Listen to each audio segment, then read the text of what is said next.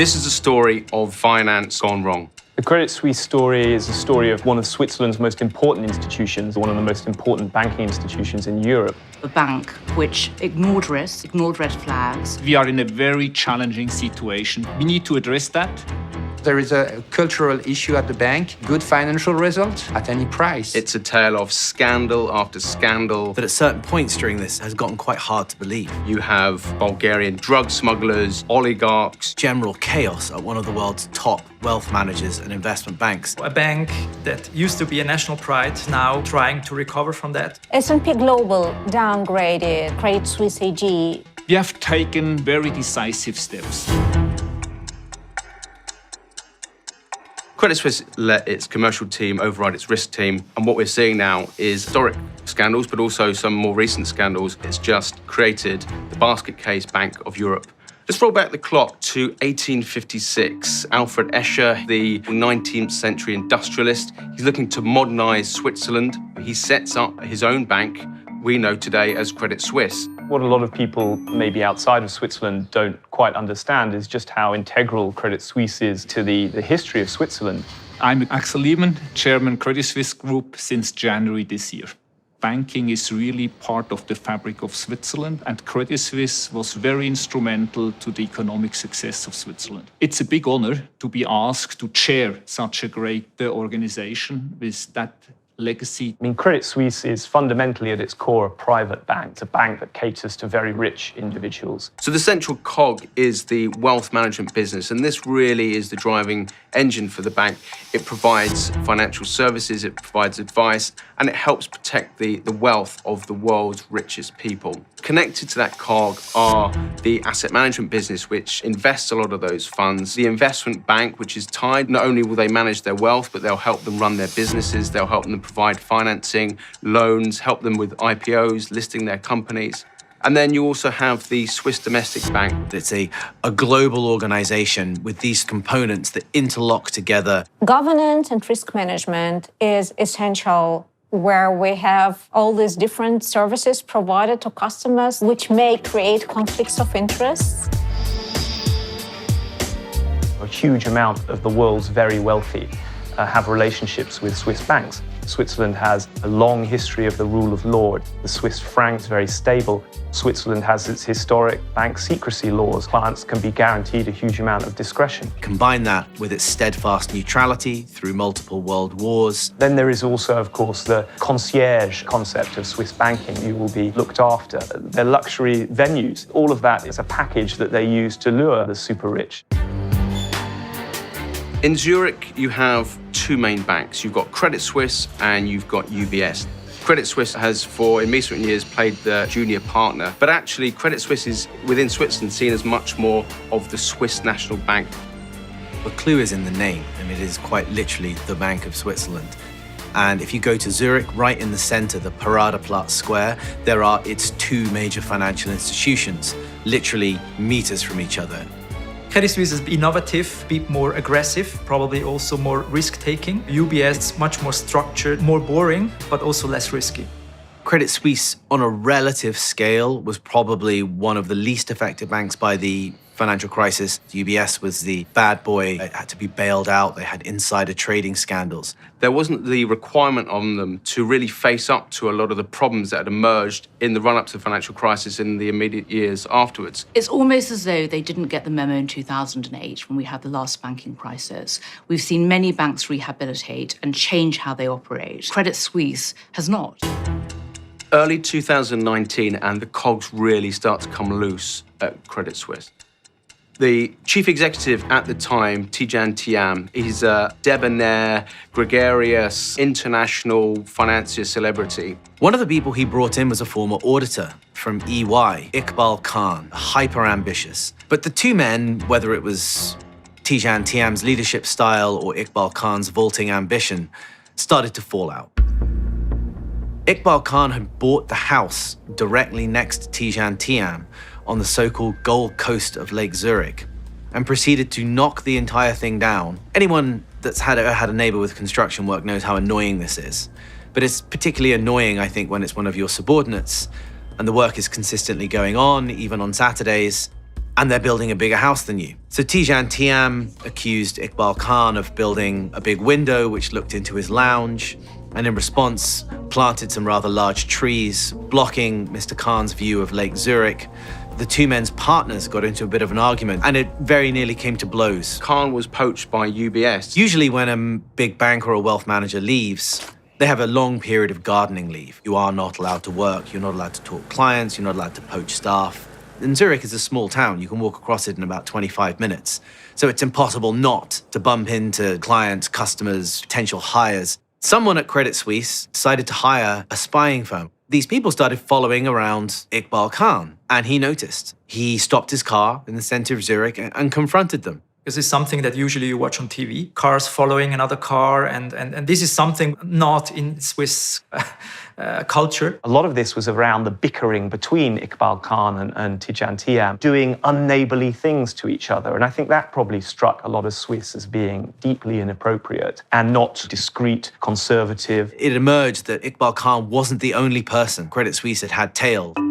This eventually led to the ousting of Tidjane Thiam in spring 2020. Stepped forward Thomas Gottstein. The safe pair of hands, really. He's, of course, Swiss. He'd been in charge of the universal bank here, which I guess is the most boring and stable part. No, there was certainly a lot of negative press, but I think that's behind us now, and we're really looking forward now to continuing on a successful path. Within 3 weeks of Gottstein taking over, Switzerland was forced into lockdown. Thomas Gottstein said he wanted 2021 to be a clean slate. 2021, however, would turn out to be one of the most tumultuous times in Credit Suisse's 166-year history. His promise was completely in tatters. You had these two mega scandals that, from a financial point of view, were vastly more relevant than the Spygate affair. Disaster struck at the beginning of March 2021. Credit Suisse had been persuading its wealthiest clients to invest in a suite of funds known as the Greensill supply chain funds. Greensill was very heavily linked to an industrialist, Sanjeev Gupta, but also SoftBank, the huge Japanese technology/speculative investor. Not all of the deals that were going down were entirely above board. Allegations of fraudulent invoices, circular financing. They'd amassed 10 billion of funds from these wealthy clients. And the promise was, put your money in here, it's very safe. Early 2021, all of the supply chain finance stuff around Lex Greensill, Sanjeev Gupta and SoftBank starts to unravel. The bonds that Credit Suisse investors had been persuaded by the wealth management unit to invest in were not going to get paid back. Something as prosaic as insurance policies coming to an end brought these funds to a staggering halt. That was a trigger to the collapse. Underlying that were investments in risky future receivables. They were investing on the bet that those monies would be paid over. And Credit Suisse was forced to suspend them, locking in $10 billion worth of their clients' assets and unleashing one of the biggest scandals in Credit Suisse's history. It's about 2.3 billion of this 10 billion is unaccounted for. We are acting on behalf of investors in Greensill who made their investment through Credit Suisse to recover losses suffered. It's not going to dip into its own reserves to pay the customers it missold to. These are long-standing clients of Credit Suisse in many cases. I speak to some of these clients. They are furious, and they think they've been lied to. And these are powerful people. Credit Suisse had a separate relationship with Greensill and was courting it in relation to its IPO. And there's an argument to be had that blinded it. Just as Credit Suisse was reeling from this, it lurched from one crisis to the next, this time 3,000 miles away in New York. Bill Hwang's family office, Archegos Capital.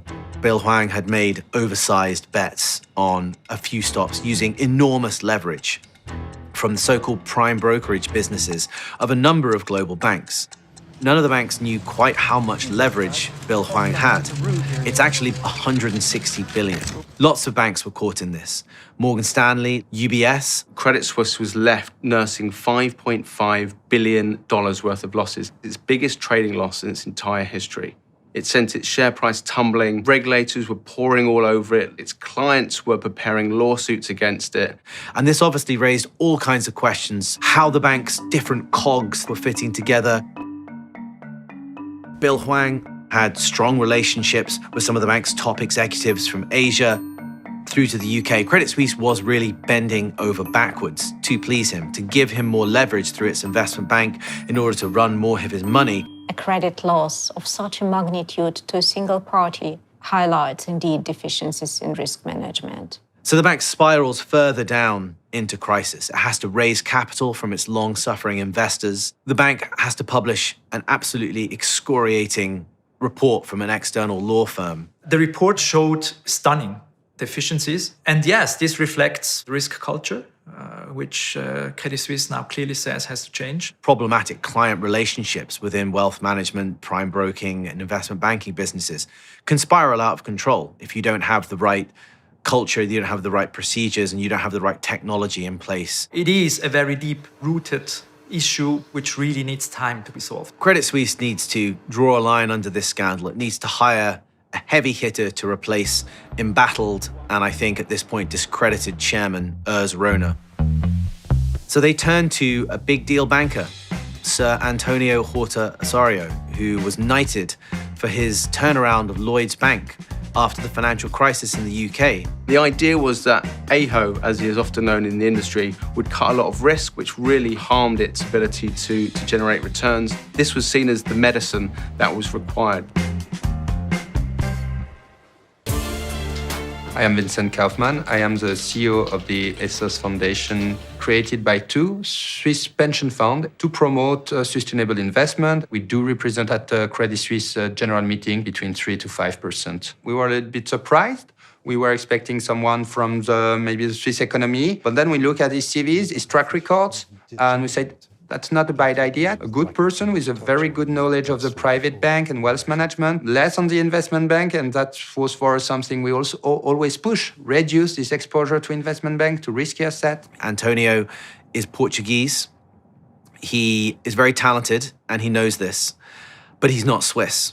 This can always be a problem, as Tidjane Thiam found out. Tidjane Thiam was criticized for being aloof, imperious, enjoying the jet-set lifestyle too much. And that was always going to be a danger for Horta Osorio. His downfall came about from a combination of his hubris, self-confidence, the way he alienated himself from his executives and his board, but also taking the company's private jets for his own personal uses.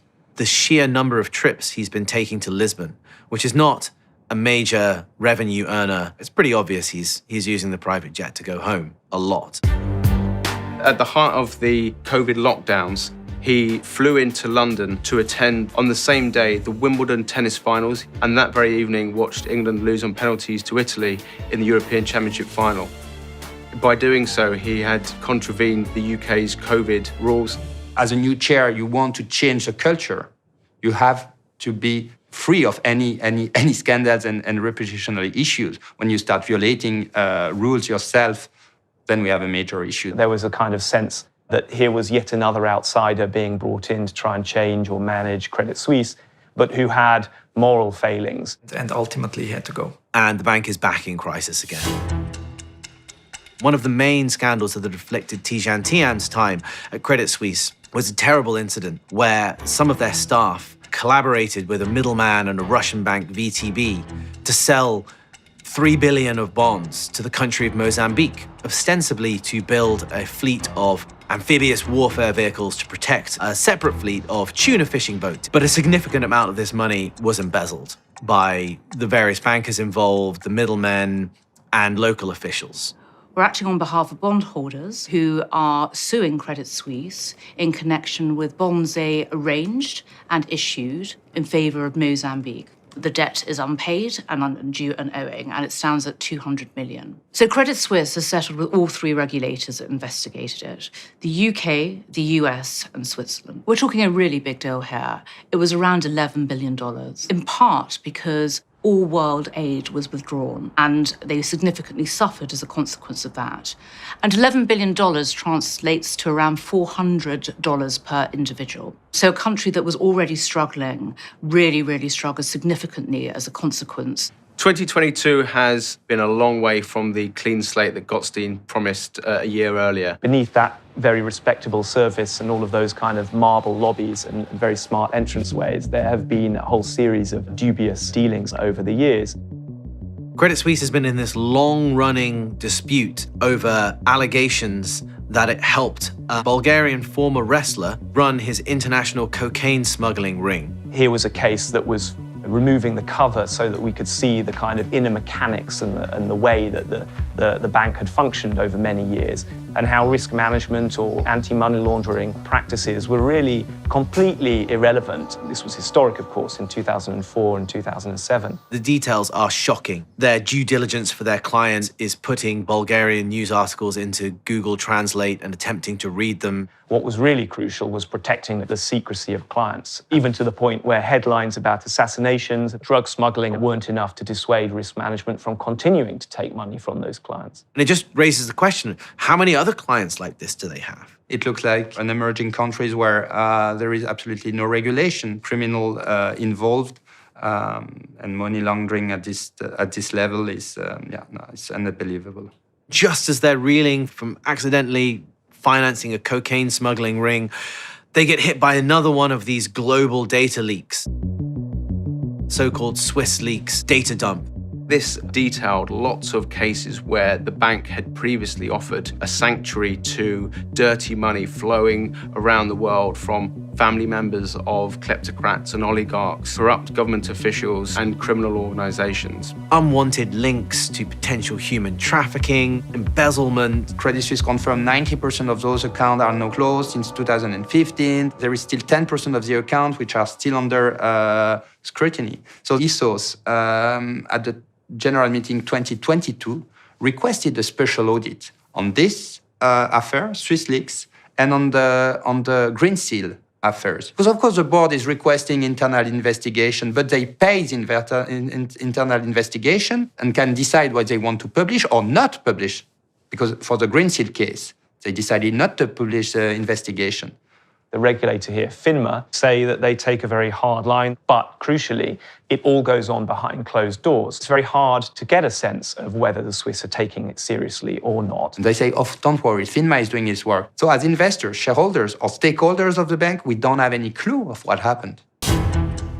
A further blow comes the former Prime Minister of Georgia has been suing Credit Suisse in the Caribbean. Bidzina Ivanishvili, a client of a rogue private banker who had fleeced a whole load of incredibly wealthy people out of their savings and funded a lavish lifestyle of Rolex watches and fast cars. Credit Suisse had always played the card that this was a rogue banker and nothing to do with them. And he wins. He wins a huge judgment against them, and the bank is suddenly booking a massive impairment, blowing a hole in its latest quarterly results. And to cap it all off, Credit Suisse is facing investigations from regulators in Switzerland and the US, looking at a deal it struck at the end of 2021, where it tried to pass on a whole load of risk it had taken on by loaning money to oligarchs and other ultra-rich customers when they were buying private jets and yachts. Boats and planes are obviously risky assets. They can be seized if you get onto a sanctions list. So Credit Suisse was trying to syndicate and sell the risk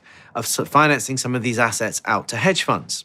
We published a story which sort of laid bare some of these transactions. Credit Suisse got a lot of flack from its clients on the back of that. Credit Suisse is obviously upset and sends out an order to all of their clients, all of the hedge funds they were trying to sell the risk to, asking them to destroy the documents. This was a fairly innovative debt deal, securitizing this debt and passing it on to investors who are willing to take on the risk. And it becomes misinterpreted by regulators as an attempt for them to destroy evidence. And now they have to explain to regulators in the US and Switzerland why they weren't attempting to cover up their business with sanctioned oligarchs.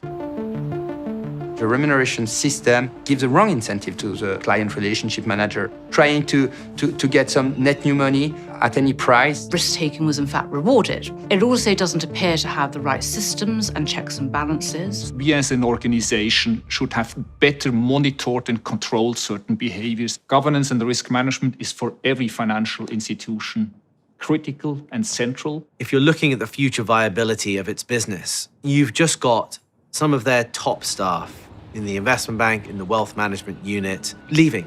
They're fed up because bonuses are being cut. And it's kind of franchise damaging. Like, how long can you survive if all of your top people leave? Talent management is absolute a key. We are continue to be able to attract top-notch talent. Just look to the caliber of new members of the board we were able to attract. Just look to the caliber of new executives and the group executives we were able to attract. So people see the current situation. It's a great brand. It's a great franchise under pressure with a lot of upside. In the year following the twin collapses of Archegos and Greensill, Credit Suisse's share price halved. The bank said this is very much a transition year and the clock is ticking over whether the bank can come out of this storm unscathed. S&P Global has downgraded Credit Suisse AG to A from A+. Credit Suisse is likely to report depressed results, rundown of revenues from investment banking businesses that they exit, and the fruits of restructuring are still to come if it proves successful. Credit Suisse fully acknowledged that the scandals were not just the result of a couple of individuals going off on a frolic. And I think that is the first step, actually, towards rehabilitation, actually acknowledging that there is a bigger issue. We are in a very challenging situation. Too many things have happened over the last couple of years. It's not only about individual mistakes that have happened. That is something you need to address from a systemic perspective, from an organizational perspective. With Axel Lehmann, we have a new chairman who knows about risk management. He was chief risk officer of Zurich Insurance, and then he led UBS Swiss units. A big bank with an established global reputation, decades old, is a very hard thing to kill. A lot of people think it will bounce back. Changing the culture, which is so deeply embedded in the bank, is going to be very, very hard work. But that's not to say it can't be achieved if you look at, for example, Deutsche Bank and UBS. In my estimates, they will still reach a profit this year, but clearly it's market dependent. It will take a number of years to improve the reputation again. And there are also tail risk pending from ongoing litigations and investigations. A lot of parts of the bank are doing really great. We should not forget that. It's not a sprint, it's more than a marathon. It's important that we do quarter by quarter progress. The bank is very serious about changing itself, but it's like turning a supertanker. The question is whether the amount of time that it's going to take is as much time as Credit Suisse's shareholders are willing to give the executives. We have taken very decisive steps. It starts at the top with the board of directors. 50% of our members are new or less than a year in their job. We have everywhere new committee chairs, including me as the new chairman. We have a brand new executive board with 11 out of 13 members that are new. Shareholders give us credit. They believe in Credit Suisse, but we need to show progress. The ambitions would be to return to profitability levels. This is not feasible over the foreseeable horizon. It's a very difficult time. Markets are very volatile. The situation in Ukraine with sanctions against Russian individuals and complete collapse of business in Russia, which was integral to a lot of private banking wealth here in Switzerland. In challenging time, when you are under pressure as an organization, you can do things that normally you can't do. It's also an opportunity. People are watching to see what happens next. Will it be bought? Will it be stripped of its assets? Will it be folded into a merger with UBS? Who's going to be buying this bank at this time? It's cheap, but it's cheap for a reason. One option would be a spin-off of the Swiss business. The question really is what happened to the rest of the business. There's too many issues for a systemic bank to be taken over, neither domestically, so a UBS Credit Suisse merge, nor international US bank. I think they will retain an international business. They have good positions, in my view, let's say in Asia. I think there is opportunity to grow on wealth management. We have a 166 years old history, and I'm a strong believer that as an independent company, alongside other large banks in Europe and in Switzerland, that's the future of the bank. It remains a group with strong international franchise, high diversification of revenues, strong capital, and high buffers of billable debt to protect senior and secure creditors. We're not quite sure whether we've reached the bottom of this yet, because every month, every quarter, every year seems to bring more scandal. Who's to say there won't be another scandal brewing that we won't be hearing about in a few weeks and a few months' time? We went through a fundamental review of all our risk position and legacy issues. They continue to pop up here and there, but I'm confident that we have bottomed up and we will bottom up and we will go step by step into the right direction. Come out of the main train station in Zurich, there's a prominent statue of Alfred Escher looking down the main thoroughfare of the city. If he was looking at the bank today, he would be severely disappointed. The perception of Credit Suisse has obviously changed. Every additional scandal that comes up, the reaction is kind of, oh, okay, it's another one. Ah, yes, of course, it's Credit Suisse. The Swiss parliament is very weak in relative terms, and the executive here, the Federal Council, doesn't really like to interfere. There's a cultural attitude in some of the banks and financial institutions that maybe means something can be dealt with quietly. That's better than having to admit it fully in public. Problems end up sometimes getting stored up over time because they are not nipped in the bud. And so you have as venerable an institution as Credit Suisse having suddenly to admit this whole slew of scandals. Secrecy is very important, is very ingrained in the Swiss do not like their dirty linen aired in public.